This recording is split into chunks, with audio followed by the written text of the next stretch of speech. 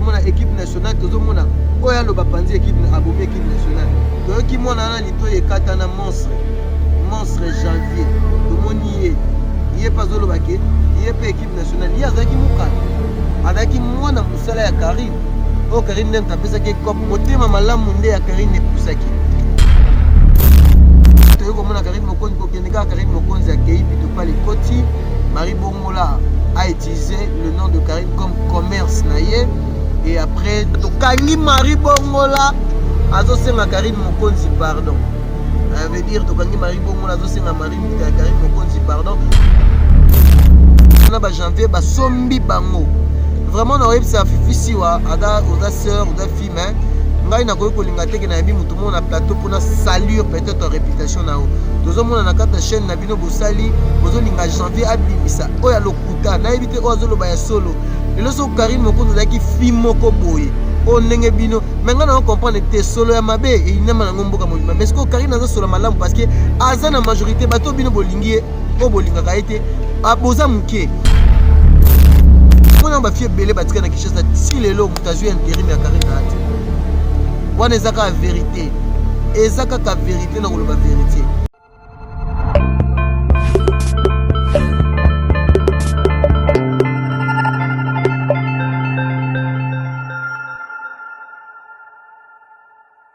Bienvenue ma chère internaute, ta mère fashion de Nantes. Un grand merci Nabato Toubozola Nabiso partout dans le monde. Un grand merci à Claire Boboula, le mignon garçon de Paris, le véritable moi la poteau à solo. Claire Boboula, quelque chose s'est préparé, quelque chose a été déjà accompli. Un grand merci à Joe Lili Atal en chair et en os. Otto Zengama triple nationalité. Un grand merci à toi Patrick Abila na Irlande, Mami Menga na Finlande. Un grand merci aussi à Aline Baston, Blaise Baston. Virginie Baston, Bato Toubolinganga, Emani Kialanda, Balodi vraiment à la Kota, Londres. Un grand merci à Maman Sacha Kinkela depuis les États-Unis. Un grand merci à Bato Tout. Merci beaucoup à Leader Akula vraiment qui est avec moi aujourd'hui dans la réalisation. Un grand merci à Bino Tout. Le Lomingi Mingi Katoyo Lobela affaire Oyo Maramo vraiment Tozomona. Vérité désir Nato Kangi Marie Bongola. Azo Senga Karine Mokonzi pardon. Ça veut dire que Marie Bongola azosenga Karine Mokonzi pardon pour la naïb Sabino qui mingi mingi tosomona maramozo le kana presse en ligne tomoni pe venabiso ken piana vraiment pour l'agressivité wana elo wana vraiment au sali et sali vraiment bien té et surtout il y a le leader munene le rôle à faire rigola batu ya mikuse ah vraiment pourquoi tout ça ils ont ça la bien té Marie Bongola tout mona kikaka nazo ça l'analyse le la zini kumbinenga salaki tout le monde a équipe nationale nous bazaki ensemble tout le monde a Karine Mokonzi oyo azaki na relation na tantine na biso oto yebaki ex Myriam Mokonzi oto yebaki kombo na ye mais toyaki komona après Karine Mokonzi ya kolekana na ye nzela ya batanya siliki ya kokoma Paris. Merci aussi à Madame Tania Siliki, Madame, vraiment veut dire coucou à toi. Un grand merci Nabato tout vraiment beau ça là. Et puis tant que comme on a relation wana le lo analyse sur le net autour de ça là. Tout le monde m'a relation deuxième partie Nabiso, première partie bon mon qui comment on peut dire titan adora qui nenga senga qui vraiment ba esquisse naé et pas ya sœur naé Jaël Show. Mais le lo zaka analyse totale non makambango nenge banda qui tombe équipe nationale au complet. Les Ketchou aussi je te dis un grand merci, je te salue là où tu es. Tout le monde qui vraiment équipe nationale nenge zaki oh la famille reste la famille. Et après, tu as Karine Mokonzi, Karine Mokonzi a accueilli, puis tu pas les Koti. Marie Bongola a utilisé le nom de Karine comme commerce naie. Et après, Maramoyuti ko bimi. Bandeko bafana ki place moko bazaki bango nyonso. Et sika moko. Mais tu comprenais qui tu. Tu comprenais qui tu. Biso do yeba ikarake. Ya Bastar, ya Karine Mokonzi, Myriam Mokonzi. Et puis tant tu as équipe nationale, tu as oya lo bapanzi équipe abomi équipe nationale toyoki mwana na lito ekata na monstre janvier tomoni ye pas zolobake ye pe équipe nationale ye azaki mukala azaki mwana musala ya Karine o Karine nem tapesaki cop motema malamu nde ya Karine epusaki et après toyoko mona Karine Mokonzi tanga komi tomoni ba leketchu batikali ba Cynthia Wadol et tout Cynthia Wadol pas ko voyager Jaël Show maréchal le temps que motema munene à maintenir équipe nationale vraiment malgré l'absence de Karine Mokonzi baguerre makambu batutu bane kotake balobaki mabe ya Karine azonga Kinshasa ba refoulé makambu kili to mona Peggy Titan aussi aye ko la réconciliation na bande comme sous vraiment bazaki bien te malgré que Peggy Titan zaki malmené mais nazo comprendre était d'abord Mike Lokamba ezala nini yango yo pona chaîne na mataka il faut finga to moni yango na pesi merci na Keren Mboyo parce que mona ki ke ezaki distraction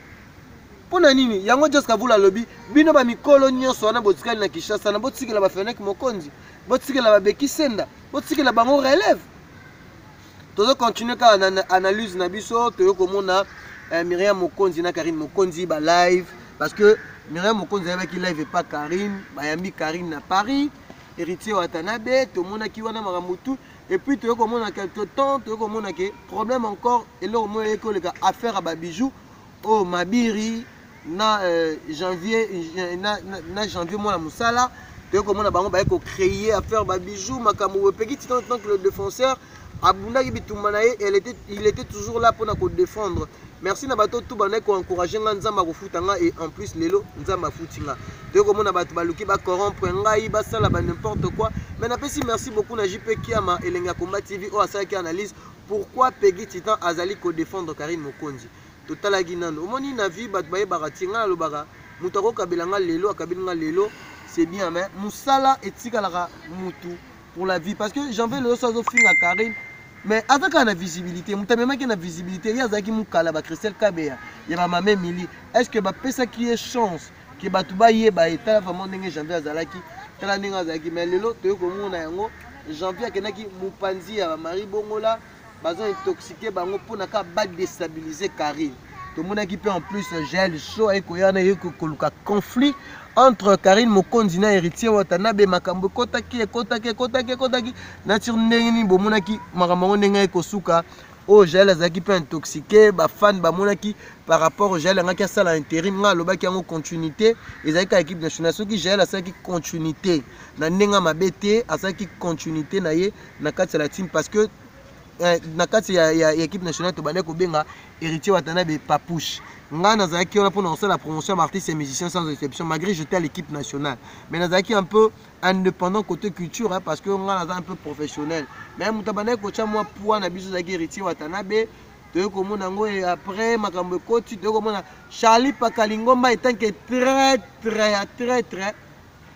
leader à Rotsika la leader héritier Watanabe un grand chanteur de mon pays un bon chanteur donc à marquer peu époque na ye to mona pas héritier donc ça veut dire que wata ayaki na makambu na ye et puis tango ba ko kutampe ayoko sala carrière d'honneur na ye de komona parce que nga na yebsaka bato na conférence de presse héritier bato na mona lelo ba mabiri banani botu na ve na nga chéri abusa botu na ba ve na nga o bazalaki on a masala nga poison mobutu ba bi ke Peggy Titan nga zaki protocole tant héritier à la conférence de presse na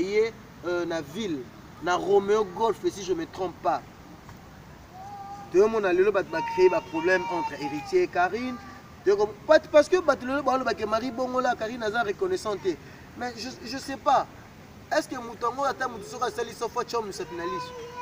il faut mutoana a maltraiter yo donc pour na mutoana zani non c'est pas ça ezalaka bongo te na vie il faut yebaka komi kitisa lelo to moni vraiment bat baloba ke soki Karine azaki film moko boya taki rancune akokaki jamais ko poster bo maneke nenga ka gel show bane ko lobake la vérité des urnes makambo lekani na privé ngam na ya na makambo vérité des urnes na ezaka ke Marie batu bazalaki na besoin bana membre papa Matondo merci na yo papa Matondo lobaki ye azalo rola ekelamu ya Karine Mokonzi papa Matondo na ebite sotanya siliki sa mone longi nae mais na la sotanya siliki elonga papa Matondo ya ben nga Peggy Titan le défenseur au Karine peut à remercier un fort parce que ngai na saki réconciliation na baken pena mais j'étais toujours positif na zaki na changer malobati nazo leka na melo to moni ke bana na ba janvier ba sombi bango vraiment na web ça fifi siwa ada aux sœurs aux filles mais ngai na koyiko linga teke na yembi mutu mona plateau pour na saluer peut-être réputation na o tozo mona na kata chaîne na bino bosali bozo linga janvier abimisa oya lokuta na ebite ozo lo ba ya solo lelo so Karine Mokonzi daki fi moko boye o ndenge bino mais nga na comprendre te solo ya mabe et inema na ngomboka mobima mais ce que Karine aza solo malamu parce que aza na majorité bato bino bolingi o bolingaka ete aboza muke o bolingi moi je viens papa qui a même plus de 50 ans abisinga Peggy Titan ta mutu lokola JP Kiama lelo aloba yango alobi pourquoi congolais ni kondimate soki pardon de madame Silika a kitoko a bien nalobi yango est-ce que elongolanga ni na vie nanga batukaka pona bondima to mona ba fie belé batika na Kinshasa ti lelo mutazui intérim ya Karine ati wana ezaka vérité ezaka vérité na koloba vérité donc makambo ezoleka na kofinga ka ba leader ya kosala ka makambo boye bino bolobaka ke Karine to bande kofinga bawa to finga ka ba leader a chrétien ka ba leader aucun piana sali ya koloba ke make batu ya mikuse za analyse nga lobaki yango déjà nga na vie na nga ken piana on reste le collaborateur totikala ba collaborateur pour la vie mais soki vérité so pona kosala analyse eza nango mabete na kosala analyse et surtout awa bo s'abonner na chaîne na biso Chemin Fashion de Nantes a vraiment bisika boromona un Peggy Titan comment azali ko développer ma solo pour dire un grand merci na bato nyonso bozali ko soutenir ngai merci na grand frère Nabiso moté na maman Sacha et na bossa na kombo avien Mariel Masiala mon bien nga Mariel Masiala grand frère merci beaucoup pour notre soutien na yo merci na John Lili Atal en charge annonce Patrick Abilan Fouamba bato tout bolinganga maman Lelo Katia motema papa Jimmy Placide babi espace ça c'est moko na likasi wana so bozana besoin boke na 4 saisons avenir mama yemo numéro 30 et pas maman Mianyota bato tout bolinganga vraiment na bosanité tanti nanga mami mola boza vraiment belé o bo soutenir nga Peggy Titan lelo tozo ko bara se ko bato moni lelo réconciliation ya Karine na Jaël vérité de journée to moni lelo Yvette Kalomo vraiment botala vraiment pourquoi nga na comprendre te pour la ni ko salir bato